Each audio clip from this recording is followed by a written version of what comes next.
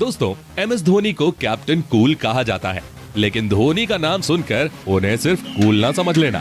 धोनी वो आग है जिसके भड़कने पर सामने वाली टीम की शामत आ जाती है। तो चलिए आज कुछ ऐसे ही इंसिडेंट्स के बारे में जानते हैं जब धोनी का पलटवार देखकर सभी हैरान रह गए। नंबर 1, दोस्तों ये वाला इंसिडेंट उस समय का है जब धोनी इंटरनेशनल क्रिकेट में नए नए आए थे और दूसरी टीम्स को उनकी काबिलियत का अंदाजा नहीं था। भारत और पाकिस्तान के बीच टेस्ट मैच चल रहा था और बैटिंग कर रहे थे MS धोनी।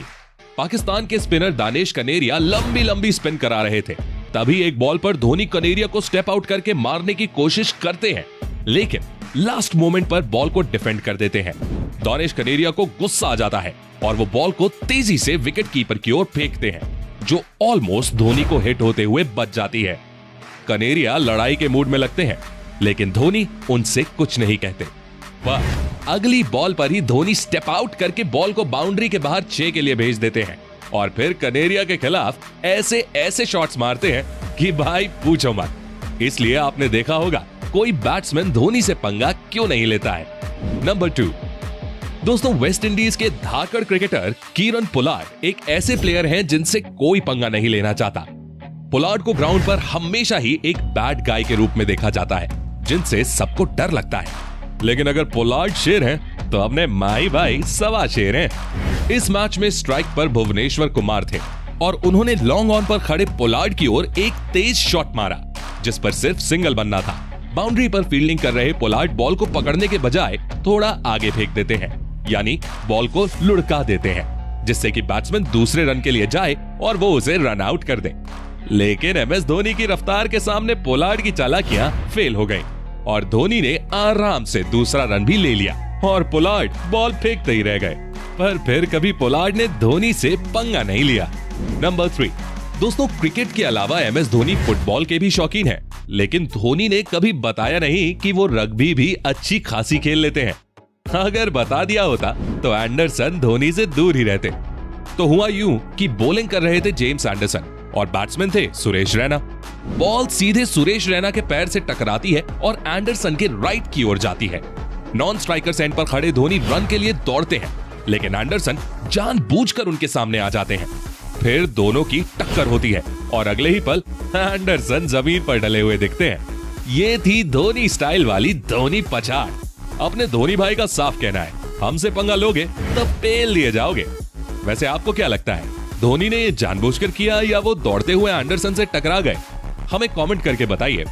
नंबर 4, अब पिछले इंसिडेंट में चाहे धोनी की गलती हो या ना हो, लेकिन ये वाला तो 100% धोनी के शातिर दिमाग का काम है।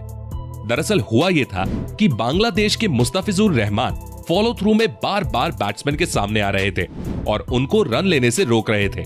इससे पहले वो रोहित शर्मा के साथ भी कुछ ऐसा ही कर चुके थे, लेकिन जब उन्होंने यही चालाकी MS धोनी के सामने करने की कोशिश की तो धोनी ने अपनी कोहनी से मुस्तफिजुर को एक तरफ धक्का मार दिया और वो रोते रोते अंपायर के पास पहुंच गए और इंजर्ड होकर ड्रेसिंग रूम भी चले गए। हो सकता है कि एक यंगस्टर के साथ ऐसा करना सही ना रहा हो, लेकिन मुस्तफिजुर रहमान भी जानबूझकर चीटिंग करने की कोशिश कर रहे थे, तो धोनी ने भी उनका सुधार कर दिया। नंबर 5, दोस्तों बात है साल 2006 India versus England test series की। MS धोनी राहुल द्रविड़ के साथ बैटिंग कर रहे थे और एंड्रयू फ्लिंटॉफ बॉलिंग करने आए।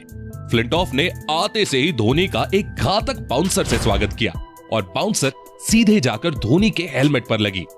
अब कोई और बैट्समैन होता तो शायद ग्राउंड पर गिर जाता, लेकिन धोनी ने फ्लिंटॉफ को कोई रिएक्शन ही नहीं दिया, क्योंकि अक्सर हमने देखा है आमतौर पर धोनी को इतनी जल्दी गुस्सा नहीं आता है और वो अपना जवाब भी अपने बल्ले से ही देते हैं।